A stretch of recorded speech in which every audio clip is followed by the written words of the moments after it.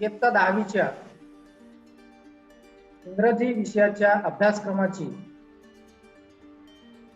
Activity sheet SSC बोर्डानं evolution pattern जो ठरवून दिलेला आहे, जो 9वीला आणि 10वीला सारख्याच पद्धतीने ऍक्टिव्हिटी शीट आपल्याला फॉर्मॅट दिलेला आहे. अशा प्रकारे त्याच्याबद्दल आज आपण सायंटिफिक चर्चा राहील तो त्याचा पॅटर्न काय आहे आणि कुठली ऍक्टिव्हिटी कुठले क्वेश्चन हे किती मार्क्स साठी विचारले जाईल आणि ते सोडवताना आपल्याला त्याच्यासाठी वेळ किती ठरवून दिलेला आहे ते आपण या ठिकाणी संपूर्ण डिस्कशन करणार आहोत.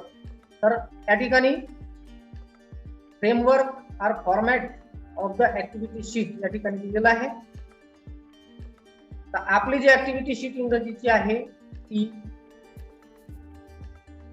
एकूण 6 सेक्शन मध्ये डिवाइड करण्यात आलेली आहे. There are 6 sections in this activity of 80 marks. संपूर्ण ऍक्टिव्हिटी शीट ही 80 मार्क्सची आहे, 80 मार्क्सची आहे. Framework or format of the activity sheet. आपली ऍक्टिव्हिटी शीट चा फ्रेमवर्क काय आहे किंवा तिचा फॉर्मॅट काय आहे ते आपण पाहू. एकूण 80 मार्कच्या ऍक्टिव्हिटी शीट आपल्या पूर्ण टेक्स्टबुकवर कव्हर करण्यात आलेली आहे. डिफिकल्टी वाईज जर आपण पाहिलं तर प्रत्येक प्रश्नांचे डिस्ट्रीब्युशन 80 मार्क मध्ये कसे केलेले आहे ह्याची कल्पना तुम्हाला आहे, आधी आपण सांगितलेलं आहे. तर 40% मार्क्स हे इजी क्वेश्चनवर असणार आहेत. म्हणजे तुम्हाला 40% 40% प्रश्न हे अगदी सोपे प्रश्न असणार आहेत, सहज तुम्हाला उत्तर समजतील. त्यानंतर 40% 40% मीडियम मध्यम स्वरूपाचे प्रश्न 40% प्रमाणामध्ये असतील आणि 20% चॅलेंजिंग म्हणजे हे 20% प्रश्न हे चॅलेंजिंग असणार आहेत, आव्हानात्मक असणार आहेत. त्याचा भरपूर सराव करावा लागेल.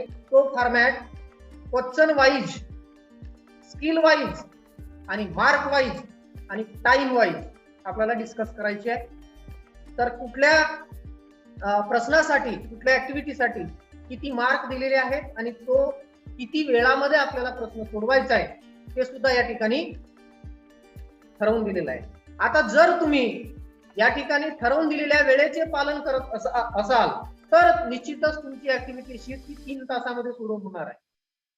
जर पद्धतशीर नियोजन केलेला असेल तर आणि प्रत्येक दिलेला प्रश्न हा त्याच्या वेळेच्या नियोजनानुसार तुम्ही सोडवत असाल तर तुमचा संपूर्ण ऍक्टिव्हिटी सोडवण्यासाठी लागणारा जो वेळ आहे हा 3 तासापेक्षाही कमी लागणार आहे. कुठल्या प्रश्नासाठी आपण कशा प्रकारचे नियोजन वेळेचं करावं या ठिकाणी आपण पाहू.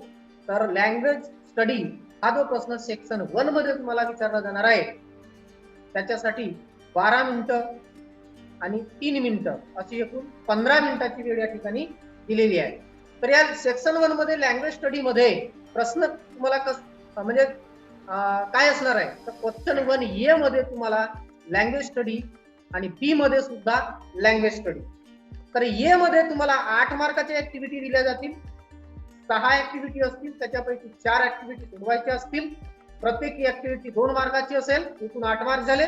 त्याच्यानंतर लँग्वेज स्टडी बी मध्ये तुम्हाला या ठिकाणी 4 ऍक्टिव्हिटी 4 प्रश्न दिलेले असतील, 4 पैकी तुम्हाला 2 सोडवायचे असतील. तर अशा प्रकारे आपल्याला 15 मिनिटांमध्ये किती मार्कचा प्रश्न सोडवायचा इथे 10 मार्क. 10 मार्क साठी वेळ किती दिली 15 मार्क, 15 मिनिटं वेळ या ठिकाणी दिलेली आहे. देन सेक्शन 2 दुसऱ्या सेक्शन मध्ये आपल्याला टेक्स्टुअल पॅसेजेस विचारले जाणार आहे. हे टेक्स्टुअल पॅसेजेस आपल्या पुस्तकातील आपल्या अभ्यासातील असणार आहे. तर त्याचा क्वेश्चन असणार आहे क्वेश्चन 2A. त्याच्यामध्ये एक पॅसेज असणार आहे. म्हणजे जर आपण पूर्ण सिलेबसचा विचार केला तर आपल्या सिलेबसची 2 भागामध्ये आपण जर डिवायडेशन केलं तर पहिल्या भागामध्ये म्हणजे पहिला युनिट किंवा दुसरा युनिट याच्यापैकी एक पॅसेज असतो आणि तिसरा युनिट चौथा युनिट ह्याच्यामधून दुसरा पॅसेज असतो. अशा प्रकारे 2 म्हणजे 4 युनिट मधून तुम्हाला 2 पॅसेज याच्यामध्ये विचारले जात असतात. एक लक्षात ठेवायचं आहे की यावर्षी जो 25% सिलेबस डिडक्ट झालेला आहे त्याच्यावरती या ठिकाणी टेक्स्टुअल पॅसेज येणार नाही. मात्र लँग्वेज स्टडी मध्ये ते प्रश्न येतील किंवा ग्रामर मध्ये त्याच्यातले प्रश्न येतील. तर बी मध्ये सुद्धा अशा प्रकारे आपल्याला textual passage same as it is असणार आहे. ए मध्ये जो असेल त्याच्या activity A1 A2 A3 A4 A5 नावाने ओळखल्या जातील. बी मध्ये जो पॅसेज असेल त्याच्या activity B1 B2 B3 B4 B5 या नावाने दिलेल्या असतील. पहिल्या पॅसेजसाठी 10 मार्क दिलेले आहेत, दुसऱ्या पॅसेजसाठी सुद्धा 10 मार्क दिलेले आहेत. म्हणजे दुसरा प्रश्न सेकंड क्वेश्चन हा टोटल किती मार्क साठी आहे? 10 मार्क साठी. 10 प्लस 10 म्हणजे इक्वल टू 20 मार्क साठी, 20 मार्क साठी आहे. आणि हा 20 मार्काचा प्रश्न तुम्हाला प्रत्येकी 15-15 मिनिटांमध्ये दोन्ही पॅसेज सोडवून टाकायचे आहेत. म्हणजे 30 मिनिटं म्हणजे अवघ्या अर्ध्या तासामध्ये तुम्हाला हा 20 मार्काचा प्रश्न सोडवायचा आहे. त्याच्यानंतर आपण जाऊ सेक्शन नंबर 3 पोएट्री. तिसऱ्या सेक्शन मध्ये तुम्हाला पोएट्रीवर म्हणजे तुमच्या सिलेबस मधल्या कवितेवरचे प्रश्न असतील. तर क्वेश्चन 3 असणार आहे तो. क्वेश्चन 3 मध्ये तुम्हाला ए आणि बी असे दोन प्रश्न असतील. तर ए मध्ये तुम्हाला पोयम फॉर कॉम्प्रेहेन्शन म्हणजे आकलनासाठी कवितेचा एक पॅसेज दिला जाईल. म्हणजे 2 किंवा 3 स्टँजा, 1-2 स्टँजा विचारले जातील आणि त्याच्यावरती तुम्हाला 5 मार्कच्या ऍक्टिव्हिटी या ठिकाणी विचारल्या जातील. आणि एकूण वेळ तुम्हाला यासाठी दिलेला आहे 10 मिनिट्स. बी तिसरा बी मध्ये तुम्हाला पोयम फॉर अप्रिसिएशन दिली जाईल. तर या ठिकाणी अप्रिसिएशन तुम्हाला 5 मार्क साठी विचारलं जाईल. त्याच्यासाठी 5 पॉइंट्स तुम्हाला दिले जातात. हे 5ही पॉइंट्स तुम्हाला 8 मिनिटांमध्ये सोडवायचे आहेत. 5 मिनिटांमध्ये 5 पॉइंट होतात आपले. या ठिकाणी 3 मिनिटं तुमचे उरतील. कारण की अप्रिसिएशन मध्ये जर तुम्ही चांगला सराव केला, चांगली प्रॅक्टिस केली तर फक्त एकच गोष्ट तुम्हाला या ठिकाणी चॅलेंजिंग आहे, म्हणजे थीम किंवा सेंट्रल आयडिया. बाकीचं सर्व इझी काम आहे. त्याच्यामुळे 8 मिनिटं इथे लागणार नाही. तुम्ही जर प्रत्येक ऍक्टिव्हिटी सोडवताना जर तिथून 1-2 मिनिटं जर तुम्ही वाचवत आणले तर त्याचा फायदा तुम्हाला पुढील ऍक्टिव्हिटी, पुढील प्रश्न सोडवताना तुम्हाला निश्चित होईल. त्याच्यानंतर आपला पुढचा सेक्शन आहे सेक्शन 4. सेक्शन 4 मध्ये तुम्हाला प्रश्न विचारला जाईल क्वेश्चन 4A आणि बी. तर इथे काय असतो? Non textual passage. Non textual passage, non textual passage म्हणजे काय? तर अनसीन पॅसेज. अनसीन पॅसेज म्हणजे जो तुमचा अभ्यासक्रमामध्ये तुम्ही त्याचा अभ्यास केलेला नाही, पुस्तकातला तो पॅसेज नाही, तो पुस्तकाच्या बाहेरचा असेल, म्हणून त्याला अनसीन पॅसेज सुद्धा म्हटलं जाते किंवा नॉन टेक्स्टुअल पॅसेज सुद्धा म्हटलं जाते. तर हा क्वेश्चन असणार आहे तुम्हाला क्वेश्चन 4A मध्ये non textual passage for comprehension. 10 मार्कची ऍक्टिव्हिटी ऍज इट इज. जसं तुम्ही दुसऱ्या ए आणि दुसऱ्या बी मध्ये पुस्तकातल्या 2 पॅसेज वरच्या ऍक्टिव्हिटीज राहतील तशाच त्याच प्रकारच्या ऍक्टिव्हिटीज आणि तेवढ्याच activities A1 A2 A3 A4 A5 एवढ्या ऍक्टिव्हिटीज या ठिकाणी 10 मार्कसाठी विचारल्या जातील. वेळ मात्र या ठिकाणी 20 मिनिट्स आहे. त्याच्यानंतर तोच पॅसेज, सेम पॅसेज, ज्या पॅसेजचे तुम्ही 10 मार्कसाठी ऍक्टिव्हिटी सोडवल्यात त्याच पॅसेजवर तुम्हाला बी मध्ये काय करायची आहे? समरी लिहायची आहे. Summary of the same non textual passage. त्याच नॉन टेक्स्टुअल पॅसेजची समरी लिहायची आहे. समरी म्हणजे त्याचा वृत्तांत लिहायचा आहे, म्हणजे त्याला आपण सारांश म्हणू. ही समरी किती मार्कसाठी असणार आहे? 5 मार्कसाठी असणार आहे. आणि हे 5 मार्काची समरीची ऍक्टिव्हिटी सोडवण्यासाठी मात्र वेळ तुम्हाला 15 मिनिटं दिली. Then section 5 writing skill. 5व्या विभागामध्ये तुम्हाला रायटिंग स्किलचे प्रश्न विचारले जातील. रायटिंग स्किल मध्ये तुम्हाला क्वेश्चन 5A हा जो प्रश्न असणार आहे लेटर रायटिंगचा असणार आहे. 5व्या ए मध्ये तुम्हाला 2 लेटर विचारणार आहे. एक फॉर्मल लेटर असेल, एक इनफॉर्मल लेटर असेल. तुम्हाला एक तर फॉर्मल लिहायचं आहे किंवा इनफॉर्मल लिहायचं आहे. 5 मार्कसाठी ही ऍक्टिव्हिटी किंवा हा प्रश्न असेल. या 5 मार्कसाठी तुम्हाला वेळ किती दिलेला आहे? तर 15 मिनिटं दिलेला आहे. जसं या ठिकाणी 5 मार्कसाठी 15 मिनिटं दिला होता समरीसाठी, त्याचप्रमाणे इथे 5 मार्कसाठी. इकडे पुढे प्रत्येक 5 मार्काचे प्रश्न आहेत आणि प्रत्येक 5 मार्काच्या प्रश्नाला वेळ 15 मिनिटं दिली, सारखी वेळ आहे. ठीक आहे, तर हे लक्षात घ्या. 15 मिनिटांमध्ये तुम्हाला ह्या 5 मार्कचा प्रश्न सोडवायचा आहे. आता इथे 15च्या जागी 16-17 मिनिटं तुम्हाला 1-2 मिनिटं एक्स्ट्रा लागू शकतात, कोणाला 20 मिनिटं लागू शकतात. तर यासाठी तुम्हाला सुरुवातीच्या प्रश्नामधून वेळ वाचवत आणायची आहे.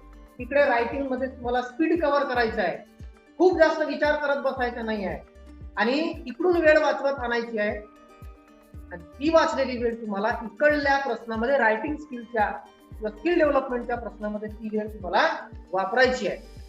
त्याच्यानंतर याच्यातला 5वा बी जो प्रश्न असणार आहे, या बी मध्ये तुम्हाला पुन्हा इथे 2 प्रश्न असतील, म्हणजे एक तर B1 किंवा B2. तर एक तर डायलॉग रायटिंग सोडवायची आहे तुम्हाला किंवा स्पीच रायटिंग करायचं. पुन्हा हा प्रश्न तुम्हाला 5 मार्कसाठी असणार आहे आणि या 5 मार्काचा हा प्रश्न सोडवताना तुम्हाला वेळ दिलेली आहे पुन्हा 15 मिनिट्स, 15 मिनिटांमध्ये सोडवायचा आहे. त्याच्यानंतर क्वेश्चन 6A, प्रश्न 6वा ए, या ठिकाणी तुम्हाला विचारलं जाते इन्फॉर्मेशन ट्रान्सफर. इन्फॉर्मेशन ट्रान्सफर म्हणजे दिलेली माहिती बदल करून लिहायची. तर काय करायचं असते, व्हर्बल नॉन व्हर्बल असेल तर त्याला व्हर्बल करावं लागते. नॉन व्हर्बल म्हणजे एखाद्या डायग्रामच्या फॉर्मॅटमध्ये माहिती दिलेली असते. ट्री डायग्राम असेल, पाय चार्ट असेल, रेग्युलर फॉर्म असेल, ती माहिती तुम्हाला, ती इन्फॉर्मेशन तुम्हाला व्हर्बल फॉर्म मध्ये म्हणजे पॅसेजच्या फॉर्म मध्ये, उतार्यामध्ये तुम्हाला ती कन्व्हर्ट करावी लागते. किंवा त्याला ऑर मध्ये दिलेलं असते व्हर्बल पॅसेज, उतारा दिला असेल तर ती माहिती तुम्हाला कन्वर्ट करावी लागते, ट्रान्सफर करावी लागते. 15 मिनिटाची वेळ या ठिकाणी दिलेली आहे. त्यानंतर या ठिकाणी 6वा बी प्रश्न तुम्हाला असणार आहे, एक्सपॅन्ड द थीम किंवा news report based on given headline or developing a story with a given beginning or ending. इथे तुम्हाला थीम एक्सपॅन्ड करायची आहे, म्हणजे थीम दिलेली राहील तिला तुम्हाला सविस्तर लिहायचं. फॉर एक्झाम्पल न्यूज रिपोर्ट या ठिकाणी तयार करायचे तुम्हाला. वर्तमानपत्रात बातमी दिलेली असते, तर त्या प्रकारची एक बातमी तुम्हाला तयार करावी लागेल. त्यासाठी हेडलाईन म्हणजे तुम्हाला त्या ठिकाणी गाईडलाईन दिलेली राहील. त्या गाईडलाईनच्या आधारे पॉइंट दिले असतील, त्याच्या आधारे तुम्हाला हेडलाईन दिलेली राहील, टायटल ज्याला म्हणतो आपण, तिच्या आधारे बातमी तुम्हाला रंगवावी लागेल. किंवा तो जर नाही सोडवला प्रश्न तर त्याला ऑर मध्ये या ठिकाणी developing a story with the given beginning or ending, तुम्हाला स्टोरी लिहावी लागेल.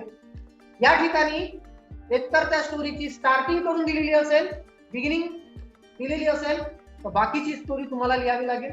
किंवा त्याची एंडिंग दिलेली असेल, शेवट दिलेला असेल तर बाकीची सुरुवातीची कथा ही स्टोरी ही तुम्हाला लिहावं लागेल. आणि डोंट फॉरगेट या ठिकाणी त्या कथेला तुम्हाला टायटल देणं महत्वाचं आहे. टायटल वरती 1 मार्क आहे. जी समरी आपण पाहिली बघा, त्या समरी मध्ये सुद्धा टायटल देणं महत्वाचं आहे. टायटल वर 1 मार्क आहे. आणि हे जे एवढं सगळं जे काही एवढं आपण जे पाहतोय रायटिंग स्किलचा जो भाग आहे, ह्या सगळ्यामध्ये तुम्हाला 1 मार्क ग्रामर वर रिझर्व आहे. ग्रामर सेक्शन 6 स्किल डेव्हलपमेंट, कौशल्य विकास, 6व्या विभागामध्ये तुम्हाला स्किल डेव्हलपमेंट हे विचारलेलं आहे. आणि त्याचा क्वेश्चन असणार आहे 7, क्वेश्चन नंबर 7. इथे A, B, C असे 3 प्रश्न असणार आहेत. ते तिन्ही प्रश्न हे 5 मार्कसाठी विचारले जातील, 5 मार्कसाठी. याच्यासाठी वेळ तुम्हाला 7 मिनिट, 7 मिनिटं दिलेले आहे. हा ट्रान्सलेशनचा प्रश्न तुम्हाला 7 मिनिटांमध्ये सोडवायचा आहे. जेवढे काही ऍक्टिव्हिटी शीट तुम्ही सोडवली आहे, जेवढे काही उत्तर तुम्ही सोडवले आहे 80 मार्क ची ऍक्टिव्हिटी शीट, तर याचे रिव्ह्यू करण्यासाठी म्हणजे पुनरावलोकन, त्याचे पुन्हा अवलोकन करण्यासाठी प्रश्नांचे नंबर मी बरोबर घातले का, काही प्रश्न सुटून तर गेले नाही ना, काही ऑब्विसली आपण उत्तर येत नव्हती म्हणून काही वेळा पुरता रिकामा ठेवलेला असेल, एखादा आन्सर राहून गेला असेल, तर तो पूर्ण करण्यासाठी याचा अर्थ काय की तुम्हाला इंग्रजीची ऍक्टिव्हिटी शीट 2 तास 45 मिनिटांमध्ये सोडवायची आहे. आणि उरलेले 15 मिनिटं तुम्हाला रिव्ह्यू साठी वापरायचे आहे. त्या रिव्ह्यूच्या वेळेस तुम्हाला कुठे काय रेषा ओढाव्या लागत असतील, कुठे काय अंडरलाईन करावं लागत असेल, कुठे काही म्हणजे ते हायलाइटेड करतो आपण, ते करायचं असेल तर त्यासाठी तुम्ही वापरता येईल. चला तर आता आपण आपली ही जी 80 मार्क्सची ऍक्टिव्हिटी शीट आहे, ती आता आपण जो फॉर्मॅट पाहिलेला आहे त्याच्यानुसार कशा प्रकारे डिझाईन शिक्षकांनी करावायची आहे किंवा ती तुम्ही कशा प्रकारे समजून घ्यायची आहे, कुठला प्रश्न कशा प्रकारचा असणार आहे आणि मला तो सोडवताना कशा प्रकारचे नियोजन करायचे आहे ते तुम्हाला निश्चितच या ठिकाणी ठरवता येईल. प्रिलिमिनरी टेस्ट ऍक्टिव्हिटी शीट म्हणजे जे आपण टेस्ट एक्झाम घेतो, सराव परीक्षा घेतो, त्याची प्रश्नपत्रिका मी तुमच्या समोर प्रेझेंट करतोय की मी स्वतः बोर्डाच्या आताच आपण जो फॉर्मॅट पाहिला त्या फॉर्मॅट नुसार मी स्वतः तयार केलेली आहे. सेक्शन 1 मध्ये आताच आपण चर्चा केलेली आहे की या ठिकाणी लँग्वेज स्टडीचा प्रश्न असतो, तो 10 मार्कचा असतो. त्या ठिकाणी तुम्हाला ए मध्ये क्वेश्चन 1 ए मध्ये 4 ऍक्टिव्हिटी दिल्या सोडवायच्या आहेत. 6 ऍक्टिव्हिटी दिल्या राहतील. 8 मार्कसाठी 4 ऍक्टिव्हिटी सोडवायच्या आहेत. पहिल्या ऍक्टिव्हिटी मध्ये तुम्हाला या ठिकाणी मिसिंग लेटर्स जे असतात ते तुम्हाला कंप्लीट करावे लागतील. दुसऱ्या ऍक्टिव्हिटी मध्ये तुम्हाला अल्फाबेटिकल ऑर्डर मध्ये वर्ड्स लावावे लागतील. यामध्ये एकामध्ये तुम्हाला जे बिगिनिंग लेटर आहे ते सेम असते, सारखं असते, तर दुसऱ्यामध्ये बिगिनिंग लेटर हे डिफरंट असते. इथे पहा, इथे येस हा दुसऱ्या मध्ये पहा येस हा सेम आलेला आहे आणि याच्यामध्ये पहिला letter A B P P म्हणजे डिफरंट आलेला आहे. याचा अल्फाबेटिकल ऑर्डर तुम्हाला लावायचा आहे. तिसरी ऍक्टिव्हिटी ही पंक्च्युएशनची असणार आहे, म्हणजे विराम चिन्हांचा वापर करून, पंक्च्युएशन मार्कचा वापर करून तुम्हाला हा सेंटेन्स व्यवस्थित लिहायचा आहे. ज्याच्यामध्ये चुका झालेल्या आहेत त्या दुरुस्त करायच्या आहेत, पंक्च्युएशन वापरायचं आहे. तर हे 2 सेंटेन्स तुम्हाला दिले जातील आणि लक्षात ठेवा याच्यामध्ये जास्त करून तुम्हाला नॅरेशनचे जे आहेत सेंटेन्स ते तुम्हाला दिले जातील. तर आपल्या सिलेबस मध्ये ज्या लेसन मध्ये जे काही नॅरेशनचे जे काही सेंटेन्सेस येतात त्यावरती तुम्ही अभ्यास करताना फोकस केलं पाहिजे, अंडरलाईन करून ठेवलं पाहिजे आणि त्याच्यामध्ये कशा प्रकारे पंक्च्युएशन मार्कचा वापर झालाय ते तुम्ही लक्षात घेतलं पाहिजे. त्याच्यानंतर चौथ्या ऍक्टिव्हिटी मध्ये तुम्हाला एक वर्ड दिला जाईल, जसं इथे एन्व्हायरमेंट हा वर्ड दिलाय. या शब्दाच्या स्पेलिंग मधून तुम्हाला मिनिमम 3 अक्षरं घ्यायची आहेत, कमीत कमी 3, जास्तीत जास्त तुम्ही किती घेऊ शकता. आणि अशा प्रकारे 4 शब्द तुम्हाला तयार करायचे आहेत जे मिनिंगफुल असतील, अर्थपूर्ण असतील. त्याच्यानंतर 5वी ऍक्टिव्हिटी असते रिलेटेड वर्ड. या ठिकाणी तुम्हाला जर समजा सेंटर मध्ये नाउन दिला असेल या वेबमध्ये तर त्याच्याशी रिलेटेड या ठिकाणी तुम्हाला ऍडजेक्टिव्ह लिहावा लागतो. जर इथे ऍडजेक्टिव्ह दिला असेल सेंटर मध्ये तर इथे तुम्हाला रिलेटेड वर्ड नाउन लिहावं लागेल. जर या ठिकाणी व्हर्ब दिला असेल तर इथे रिलेटेड तुम्हाला ऍडव्हर्ब लिहावं लागेल. तर ते पाहून घ्यायचं की इथे सेंटर मध्ये आलेला जो वर्ड आहे हा नाउन आहे की ऍडजेक्टिव्ह आहे की व्हर्ब आहे की ऍडव्हर्ब आहे, ते पाहून घ्यायचं. यासाठी तुम्हाला पार्ट ऑफ स्पीचचा अभ्यास असणं आवश्यक आहे. त्यानंतर मित्रांनो याच्यामध्ये 6वा जो क्वेश्चन असणार आहे ऍक्टिव्हिटी ती असणार आहे वर्ड चेनची. तर वर्ड चेन ही 3 शब्दांची विचारली जाते. एक तर ऍडजेक्टिव्ह म्हणजे विशेषणाची असेल, नाहीतर मग नाउनची असेल, नाहीतर मग व्हर्बची असेल. तर त्या ठिकाणी आपल्याला एक शब्द दिलेला असतो. दिलेला शब्द हा नाउन आहे की विशेषण आहे ते ओळखायचं. जसं या ठिकाणी मी स्मॉल हा ऍडजेक्टिव्ह घेतलेला आहे, तर याच्या शेवटचा अक्षर एल आलेला आहे. त्या एल पासून पुढचा शब्द आपल्याला सुरू करायचा असतो. याच्यामध्ये जो काही तुम्ही शब्द लिहिणार त्याच्या शेवटच्या अक्षरावरून पुढचा शब्द लिहायचा असतो. अशा प्रकारे पुढे पुढे आपल्याला ते 4 शब्द रिलेटेड त्या ठिकाणी वर्ड चेन आपल्याला बनवायची असते. क्वेश्चन 1 बी या ठिकाणी चुकीने ए आलेला आहे, इथे बी असायला पाहिजे मित्रांनो. तर इथे अटेम्प्ट एनीवन 2 दिलेले आहेत, ए और बी. ए किंवा बी 2 पैकी एक सोडवायचा असतो. Make a meaningful sentence by using the phrase to give way to getting. म्हणजे इथे काय दिलेलं आहे, इथे एक फ्रेज दिलेला आहे आणि त्या फ्रेजचा वापर करून आपल्याला काय करायचं आहे, त्या ठिकाणी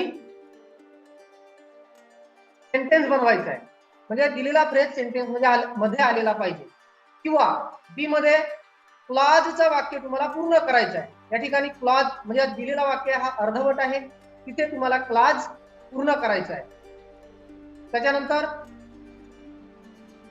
2 अटेम्प्ट एनी वन, इथे सुद्धा 2 पैकी एक पूर्ण करायचं आहे. इथे सफिक्स किंवा प्रिफिक्स तुम्हाला विचारलं जाते.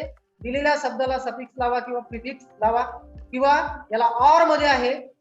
मिनिंगफुल सेंटेन्स बनवायचं आहे तुम्हाला आणि त्या सेंटेन्स मध्ये वर दिलेला जो काही सफिक्स किंवा म्हणजे वर्ड राहील, रूट वर्ड हा जो जसं या ठिकाणी रिस्पेक्ट आहे किंवा एज्युकेट आहे, ह्या रूट वर्डचा वापर करून एक सेंटेन्स तुम्हाला इथे बनवायचं. सेक्शन 2 मध्ये टेक्स्टुअल पॅसेज दिलेला असतो, त्याबद्दल आपल्याला डिस्कशन करायचं आहे. तर या ठिकाणी द 10 मार्कसाठी 2 पॅसेज आपल्याला परीक्षेमध्ये दिले जातील.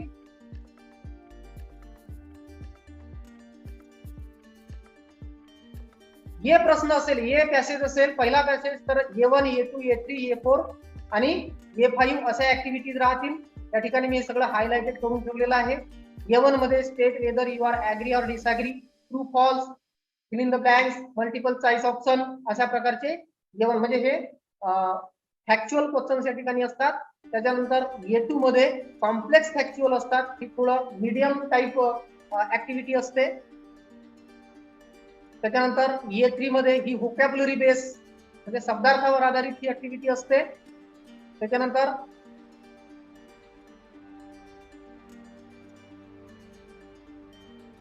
A4 आणि A5, तर A4 मध्ये तुम्हाला ग्रामरचे क्वेश्चन विचारले जातील 2. ग्रामर वरती ही ऍक्टिव्हिटी असते. जी सूचना या ठिकाणी ब्रॅकेट मध्ये असते तिथे पालन करून त्या सूचनेनुसार आपल्याला सेंटेन्स बदलवायचा म्हणजे करायचा असतो. डू हॅज डायरेक्टेड त्याला म्हणतात. A5 मध्ये तुम्हाला या ठिकाणी पर्सनल रिस्पॉन्स क्वेश्चन दिला जाईल. याच्यामध्ये तुम्हाला तुमचे स्वतःचे मत नोंदवायचे आहे, स्वतःचे मत तुम्हाला त्या ठिकाणी मांडायचे आहे. आणि हा प्रश्न 2 मार्कसाठी असतो आणि याला चॅलेंजिंग मध्ये आपल्याला म्हणता येईल. 20% चॅलेंजिंग क्वेश्चन आहे. चॅलेंजिंग प्रश्न आपल्याला समजता येईल. त्यानंतर मित्रांनो दुसरा पॅसेज जो बी मध्ये असेल तो सुद्धा आपल्या पुस्तकातला असेल. त्याच्यावरची ऍक्टिव्हिटी देखील ऍज इट इज जसं आपण त्या पॅसेज मध्ये पाहिल्या, फक्त इथे B1 असेल, तिथे A1 होता, इथे B1 असेल. आणि हे जे ऍक्टिव्हिटीज असतील ह्या बदललेल्या असतील. तिथे ऍग्री डिसऍग्री होतं किंवा ट्रू फॉल्स असेल. या ठिकाणी पहा मल्टिपल चॉईस आलेले आहेत, 3 ऑप्शन दिसतात, एक ऑप्शन करेक्ट असतो, तो इथे ब्लँक मध्ये तुम्हाला कम्प्लीट करायचा आहे. तर ही फॅक्च्युअल ऍक्टिव्हिटी आहे. त्याच्यानंतर B2 मध्ये या ठिकाणी वेब डायग्राम दिलेली आहे, ती वेब डायग्राम कम्प्लीट करायची आहे. ह्या पॅसेज मधूनच तुम्हाला याचे आन्सर्स मिळत असतात. ही कॉम्प्लेक्स फॅक्च्युअल ऍक्टिव्हिटी आहे. त्याच्यानंतर B3 मध्ये या ठिकाणी match the pairs of synonyms, समानार्थी शब्दांच्या जोड्या, अँटोनिम्स, विरुद्धार्थी शब्द किंवा या ठिकाणी डिस्क्रायबिंग वर्ड्स ज्याला म्हणतो आपण म्हणजे ऍडजेक्टिव्ह वगैरे, त्यावरती म्हणजे हा व्होकॅब्युलरी टाईपचा प्रश्न या ठिकाणी विचारला जात असतो 2 मार्कसाठी. त्याच्यानंतर B4 मध्ये डू हॅज डायरेक्टेड ग्रामरचा प्रश्न असतो. आता त्याच्यावर आपण डिस्कशन केलेली आहे. त्याच्यानंतर B5 म्हणजे पर्सनल रिस्पॉन्स टाईप प्रश्न असतो. त्याच्यामध्ये तुमचे स्वतःचे मत तुम्हाला मांडायचे असते. हा प्रश्न व्यवस्थित नीट समजून घ्यायचा आणि त्या पॅसेजच्या आधारावर विचारलेली ऍक्टिव्हिटी काय आहे, प्रश्न काय विचारलाय ते लक्षात घेऊन तुम्हाला तुमच्या स्वतःच्या मतानं उत्तर त्या ठिकाणी स्वमत व्यक्त करायचं आहे. त्याच्यानंतर सेक्शन 2 मध्ये पोएट्री, तुमच्या सिलेबस मधल्या 2 पोएम या प्रश्नामध्ये विचारल्या जातील. एक पहिली पोएम तुम्हाला कॉम्प्रिहेन्शन साठी असेल, त्याच्यातले त्या पोएम मधले 2 किंवा 3 स्टांजा त्या ठिकाणी दिलेले असतील. तर त्या स्टांजा वरती तुम्हाला 5 मार्कची ऍक्टिव्हिटी विचारल्या जातील. ह्या 5 मार्कची ऍक्टिव्हिटी किती मिनिटांमध्ये सोडवायची आहे याचा आपण फॉर्मॅट मगाशी आपण पाहिलेला आहे. तर A1 मध्ये जी ऍक्टिव्हिटी असेल ती आपल्याला 2 मार्कसाठी असेल. त्याच्यानंतर A2 मध्ये जी ऍक्टिव्हिटी असेल ती 2 मार्कसाठी असेल आणि A3 मध्ये जी ऍक्टिव्हिटी असेल ती 1 मार्कसाठी असेल, 1 मार्कसाठी. यामध्ये पोएटिक डिव्हाइस वरचा प्रश्न विचारला जातो. एकतर फिगर ऑफ स्पीच असेल, राईम स्कीम असेल किंवा रायमिंग पेअर असेल, अशा प्रकारचा प्रश्न इथे 1 मार्कसाठी आलेला असतो. त्यानंतर मग बी मध्ये तुम्हाला एक वेगळी दुसरी कविता या ठिकाणी दिलेली असते सिलेबस मधून. त्या ठिकाणी कॅप्टन माय कॅप्टन ही पोएम मी ऍक्टिव्हिटी शीट मध्ये घातलेली आहे, परंतु लक्षात घ्या की यावर्षी आपल्याला ही पोएम डिडक्ट करण्यात आलेली आहे, परीक्षेमध्ये येणार नाही. या पोएमवर अप्रिशिएशन येणार नाही किंवा इकडे पॅसेज मध्ये येणार नाही. तर जर आपण तुमच्या सिलेबसचे जर 2 पार्ट मध्ये आपण डिवायडेशन केले तर एका पार्ट मधून पॅसेज साठी येईल आणि दुसऱ्या कॉम्प्रेशन साठी आणि दुसऱ्या पार्ट मधून अप्रिशिएशन साठी येईल. तर 5 या ठिकाणी पॉइंट्स दिलेले असतात, त्या पॉइंटच्या आधारे हे अप्रिशिएशन आपल्याला लिहायचं असते. यामध्ये फक्त थीम और सेंट्रल आयडिया हा जर पॉइंट विचारात घेतला तर आपल्याला या ठिकाणी चॅलेंजिंग मध्ये जातो आणि बाकीचे जे सगळे जे आहेत ते मीडियम आणि इझी मध्ये पॉइंट्स आहेत. जसं टायटल आहे, पोएट आहे, हे सगळे या ठिकाणी ऑलरेडी दिलेलं असतं, त्याच्यामुळे ते इझी क्वेश्चन आहे. त्याच्यानंतर सेक्शन 4 मध्ये नॉन टेक्स्टुअल पॅसेज म्हणजे पुस्तकाबाहेरचा उतारा, याच्यावरचे देखील ऍक्टिव्हिटीज ह्या ऍज इट इज त्या मगाच्या 2 पॅसेज सारख्या या ठिकाणी असणार आहेत.